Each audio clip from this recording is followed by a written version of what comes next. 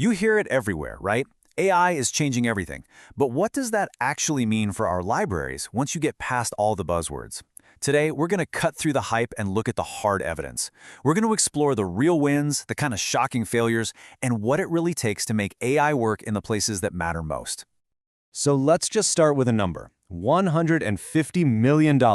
And listen, that's not some pie-in-the-sky number for the future. That is the annual savings libraries are getting right now from just one single platform, OCLC's WorldShare. It just goes to show you the incredible potential we're talking about here. But this number only tells part of the story.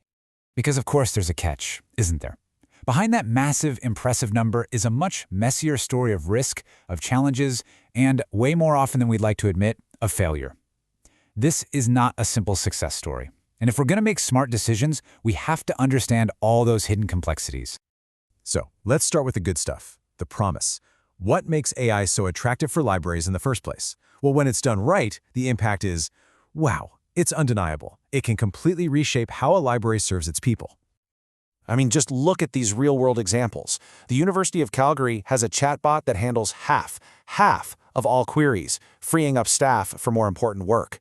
Over at Georgia State, a similar tool actually helped first-generation students get a full letter grade higher, and OCLC's network is saving millions of staff hours every year. See, these aren't just little tweaks. They are fundamental, game-changing improvements. So yeah, the payoff is real, but, and this is a big but, it doesn't happen overnight.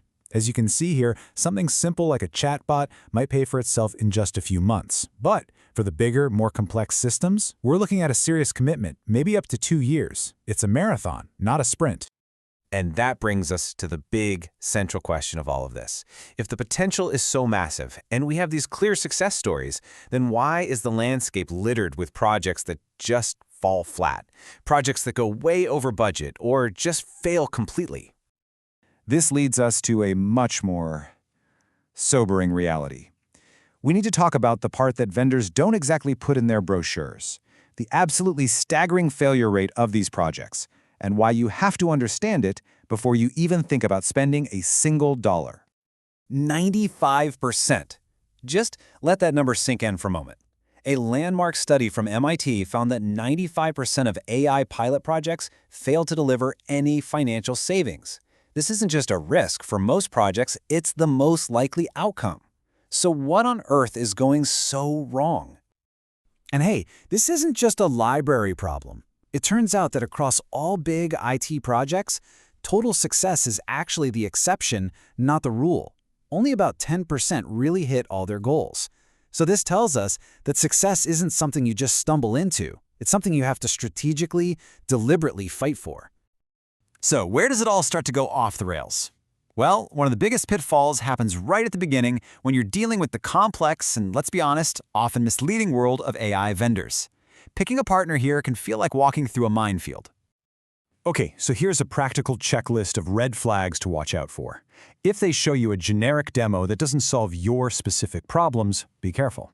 If they use vague buzzwords like AI-powered but can't explain what that actually means, dig deeper.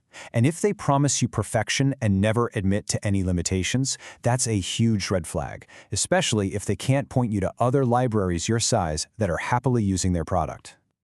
This quote from Nathan Flowers, it just nails it. He says, you have to treat AI like a brilliant person who you just can't trust. Why? Because it's designed to give you an answer, even if it has to just make one up. In the industry, they call this hallucination, and it's a core risk you absolutely have to manage. But you know what? The tech is only half the battle. Not even. The single most important factor for success isn't the software. It's the people. It's the readiness of your team who will actually have to use this stuff every day. And this data really shows the gap we're all facing. A 2024 survey found that around 70% of academic library staff feel unprepared for AI. They don't feel confident with the tech, and they don't feel confident evaluating the ethics. And you simply cannot succeed with a tool that your team isn't ready for. So, how do you figure out where your team is at? Well, luckily there are a few tools out there, and they each do something different. SNAAL is great for checking basic understanding, like whether someone can spot marketing hype. MAILS is more about the human side, things like confidence and critical thinking. And AI COS is a straight-up technical skills test. Knowing which tool to use can help you focus your training right where it's needed most. Okay, We've seen the incredible promise, and we've seen the pretty serious peril. So how do we actually move forward without getting burned? This last part is all about an actionable, evidence-based plan to navigate this whole thing successfully. First things first, we have got to be realistic about the timeline. A major AI project is not a quick fix. It's a 2 to 4 year journey. From just picking a vendor to getting everything running smoothly, each stage takes time. Rushing this process is probably the surest way to fail. And when you do talk to vendors, you need to be ready to ask the hard questions. Things like, what is your measured hallucination rate? Can we get all of our data out, including the new AI stuff, without paying extra fees? And maybe the most important one, can we please talk to other libraries like ours who are using your system? Their real-world experience is going to be your best guide, period. So if you remember one thing, let it be this. Start small. Solve one real problem at a time and use it to build up your team's confidence and expertise.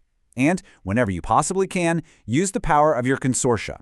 Working together with other libraries gives you so much more bargaining power with vendors. It's a huge advantage. And that really brings us to our final question. It's the one that every single library leader needs to be asking themselves right now.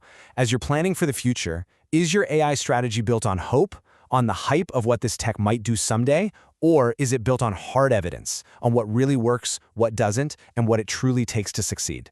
The answer to that question will define your entire journey.